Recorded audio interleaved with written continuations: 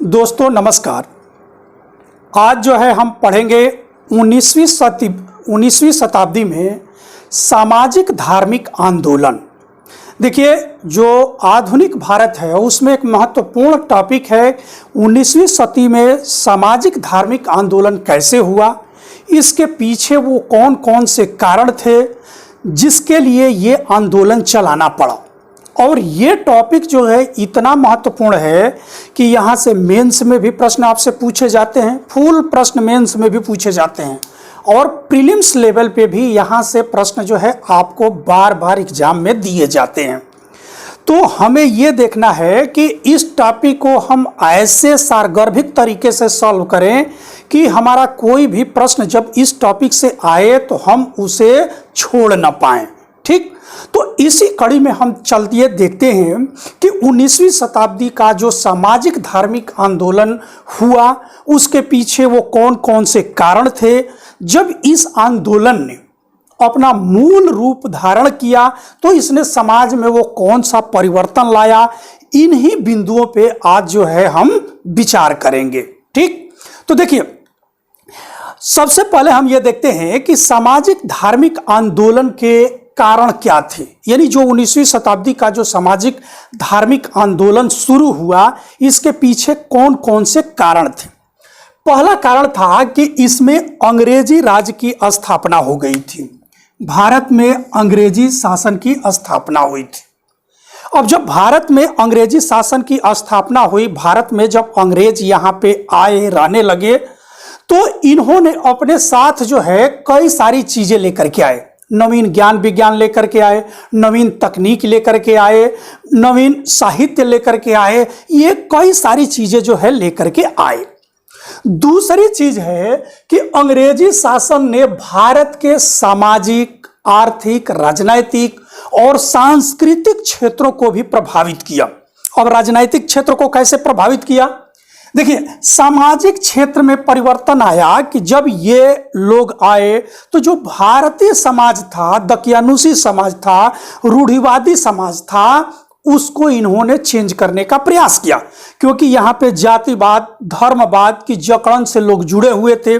जबकि जब पश्चिमी से अंग्रेज आए तो उनके यहाँ इस तरह की व्यवस्था पर कुठाराघात किया गया था, तो इसने सामाजिक परिवर्तन को बल दिया। दूसरा, आर्थिक परिवर्तन। अब देखिए, जब ये आए यहाँ पे तो हमारे अर्थ के साधन जो है भिन्न भिन्न हो गए, क्योंकि यहाँ से व्यापार वाणिज्य होने लगा, लोगों की आमदनी जो है बढ़ने लगी, लोगों के जो आमदनी के स्रोत थे उसमें परिवर्तन होना शुरू हो गया।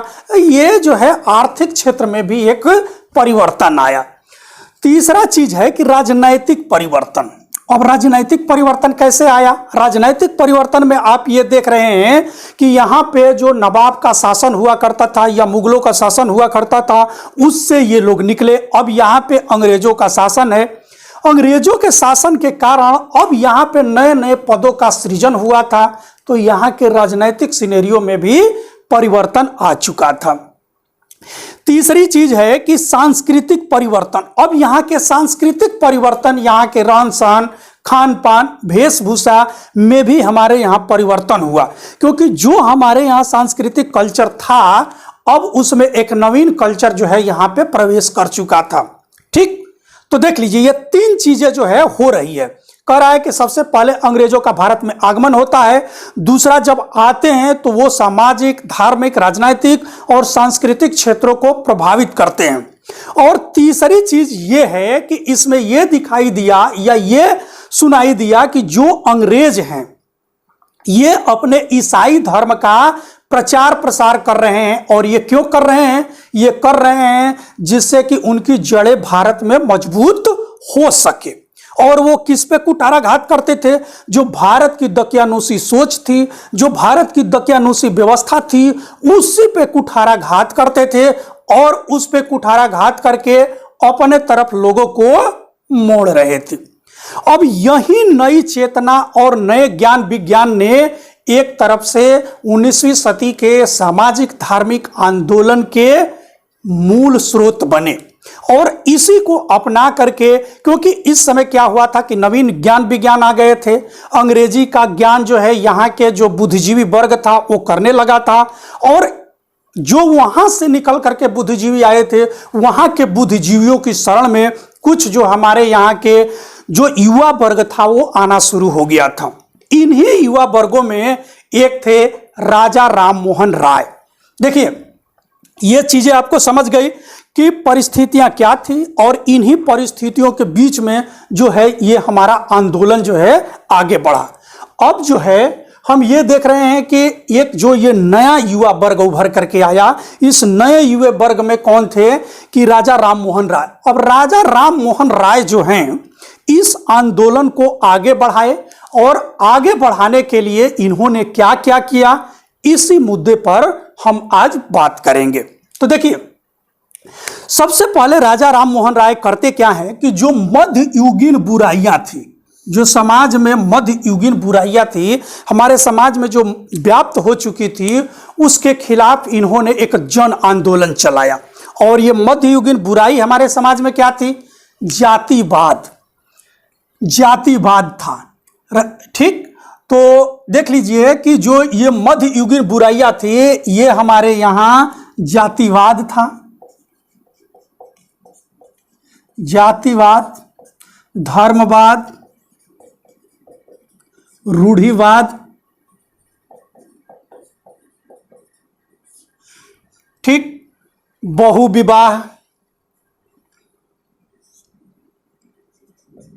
बहुविवाह, सती प्रथा, विधवा पुनर्विवाह,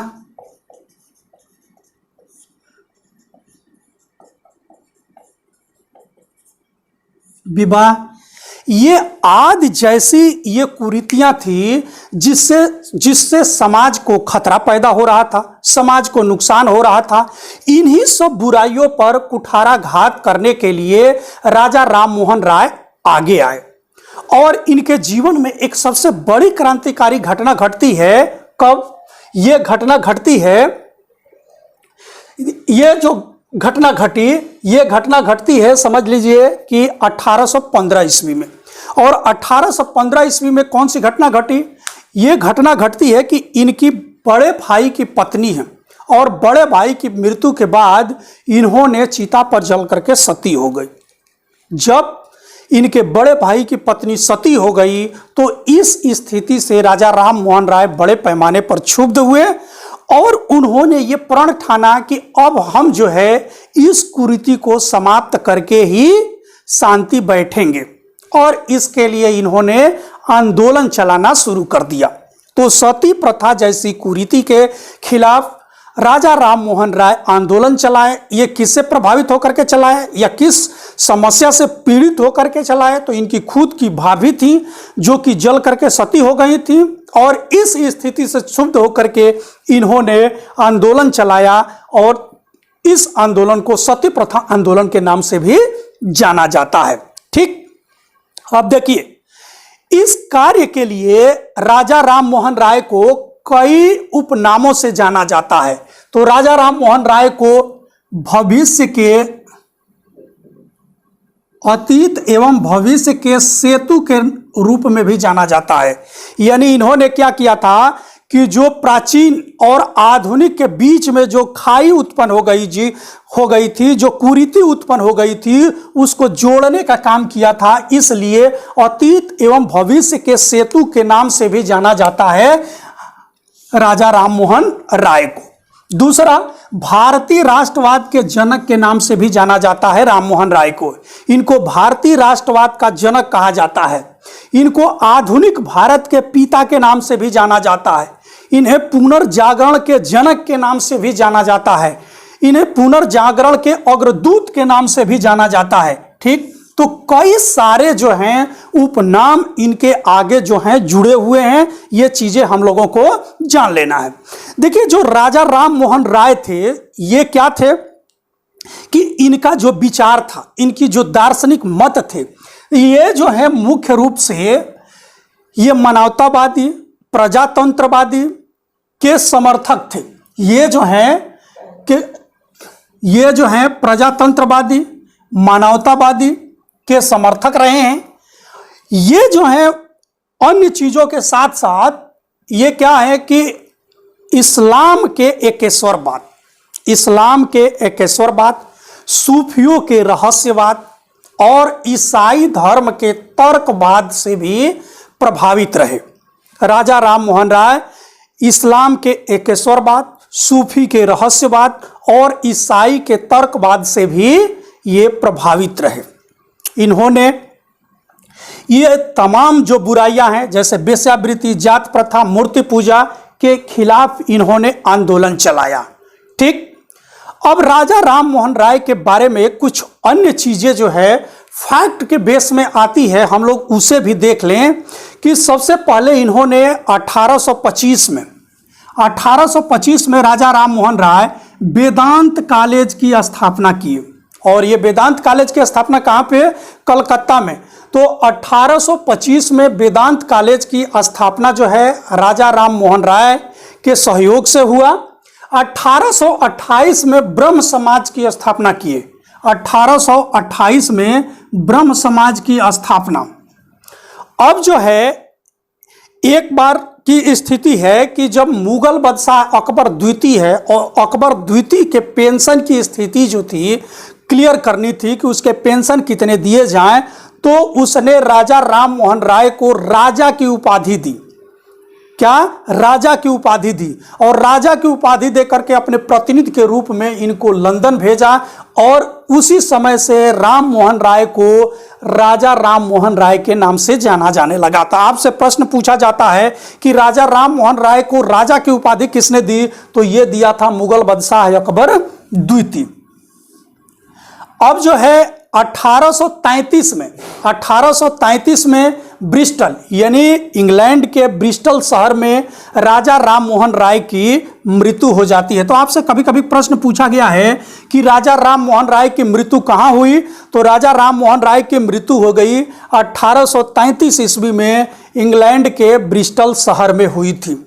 इन्हें युग दूत के नाम से भी जाना जाता है और युग दूत की उपाधि इनको किसने दी थी? युग दूत की उपाधि इनको दी थी सुभाष चंद्र बोस ने। सुभाष चंद्र बोस जो है राजा राम मोहन राय को युग दूत के नाम से जानते थे। मरने के बाद द्वारिकानाथ टैगोर, जब इनकी मृत्यु हो गई 1833 में, तब ब्रह्म समाज का संचालन कैसे किया जाए, ब्रह्म समाज को कैसे आगे बढ़ाया जाए, इसके लिए द्वारिकानाथ टैगोर एवं रामचंद्र विद्याबागीस जो है क्या इस ब्रह्म समाज की कमान को संभाले। कौन कौन से लोग? द्वारिकानाथ टैगोर और रामचंद्र विद्याबागीस। देवेंद्रनाथ टैगोर एवं केशव चंद्र सेन, देवेंद्रनाथ टैगोर एवं केशव चंद्र सेन जब आगे ब्रह्म समाज बढ़ा तो उसके ये क्या थे? प्रवर्तक हुए। तो सबसे पहले जब ब्रह्म समाज की स्थापना कब हुई? 1828 में। 1833 में जब राजा राम मोहन राय की मृत्यु हो गई तो ब्रह्म समाज का संचालन किसने किया? द्वारिकानाथ टैगोर और रामचंद्र विद्याबागीस ने। जब ये लोग जो है ब्रह्म समाज से अलग हुए तो इसके बाद ब्रह्म समाज की कमान किसको दी गई? ब्रह्म समाज की कमान दी गई केशव चंद्र सेन को। लेकिन देखिए जब केशव चंद्र सेन ब्रह्म समाज के अनुयायी बने, ब्रह्म समाज के नेता बने, तो इसने ब्रह्म समाज का विस्तार किया। ब्रह्म समाज कहाँ कहाँ फैला? ब्रह्म समाज बंगाल से चल करके यूपी, मद्रास, पंजाब जैसे क्षेत्रों में फैल गया। ठीक, इसके बाद केशव चंद्र सेन ने संगत सभा की स्थापना की। संगत सभा की स्थापना की, इंडियन मिरर जैसे अंग्रेजी दैनिक निकाले और इन्हीं के प्रयास से यानी केशव चंद्र सेन के प्रयास से ही मद्रास में वेद समाज और महाराष्ट्र में प्रार्थना समाज की भी स्थापना हुई। ठीक, तो आप लोग ये देख लीजिए कि आगे आगे क्या स्थिति हुई, ये सारी चीजें जो है हम यहाँ पे देखेंगे। आगे देखिए कि राजा राम मोहन राय ने कुछ पुस्तकें भी निकाली। अब इनमें से कौन सी पुस्तक थी? इनकी पुस्तक थी तुहफात उल मुवाहिदीन। तुहफात उल मुवाहिदीन जो है ये फारसी में लिखी गई पुस्तक थी। तो पूछा जाता है कि तोहफात उल मुवाहिदीन पुस्तक जो है किसकी थी, तो ये थी राजा राम मोहन राय की। इन्होंने कुछ समाचार पत्र भी निकाले, जैसे संवाद कौमुदी, मिरातुल अखबार।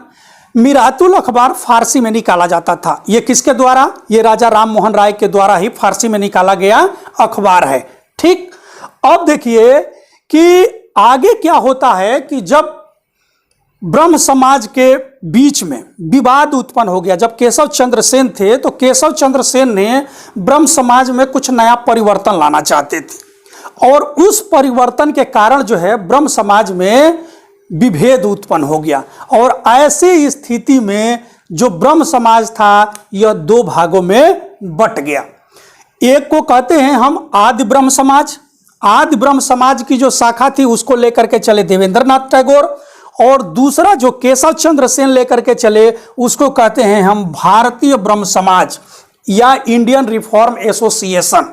ठीक, तो हमने कहा कि आप देखे पहले ही कि ब्रह्म समाज में केशव चंद्र सेन आए, देवेंद्रनाथ टैगोर के साथ ही केशव चंद्र सेन आए, लेकिन केशव चंद्र सेन जब इसमें परिवर्तन करना चाहें तो ब्रह्म समाज दो भागों में विभक्त हो गया। एक को कहते हैं हम आर्य ब्रह्म समाज, आदि ब्रह्म समाज का संस्थापक या आर्य ब्रह्म समाज, आदि ब्रह्म समाज के प्रवर्तक के रूप में जाने गए देवेंद्रनाथ टैगोर, और साधारण ब्रह्म समाज या भारतीय ब्रह्म समाज या इंडियन रिफॉर्म एसोसिएशन के संस्थापक माने गए केशव चंद्र सेन। ठीक, अब देखिए बाद में साधारण ब्रह्म समाज बन गया, आदि ब्रह्म समाज, भारतीय ब्रह्म समाज के बाद साधारण ब्रह्म समाज आया, और साधारण ब्रह्म समाज के अनुयायी बने आनंद मोहन बोस, शिवानंद शास्त्री, बिपिन चंद्र पाल, और इन लोगों ने कुछ पुस्तकें निकाली या कुछ पत्रिकाएं निकाली, जैसे जो ये आपकी पत्रिका है तत्व कौमुदी, संजीवनी, नव भारत आदि।